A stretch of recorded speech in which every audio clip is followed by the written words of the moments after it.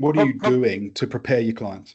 So probably a big thing for me is, and you know, our past guest and our leader of the Wolfpack, Harry, our CEO, right? So he always talked to me when I first started at Vega about having a perception when I'm talking to people that I am here to be with people at point early. So if I'm dealing with my real estate agents at Bailey's or Harcourts or whoever I'm working with at the time, I always talk to them about as soon as they find out that someone doesn't have finance ready, I want to make that phone call or I want that person talking to me.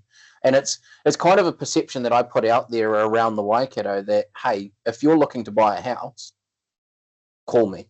If you're thinking, am I ready to go? Call me. I'm just a conversation away, right? So it's like, for me, it's all about that early intervention. The sooner you can be in front of an advisor, the sooner we can have an answer back to you about where you sit. So the main things I do there, like you, as you asked, how do I do that? I like to collect initially a phone call, like, you know, or a Teams chat like this, and talk to the person, have a conversation with them about what they're trying to achieve, and if there's anyone else going to be involved with that process, i.e. a partner or maybe a friend or a sibling in a co-ownership situation, or any other family members.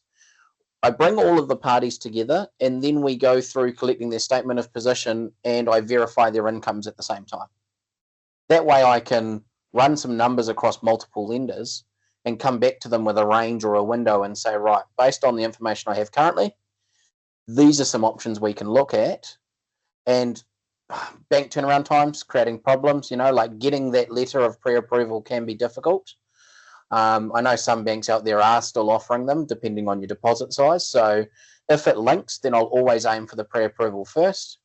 If it doesn't, we will do a wider assessment and try and get things as narrowed as possible so that if I am giving them a figure, they can be confident in making an offer subject to finance or entering a live deal that way with, you know, talking to a lawyer, things like that.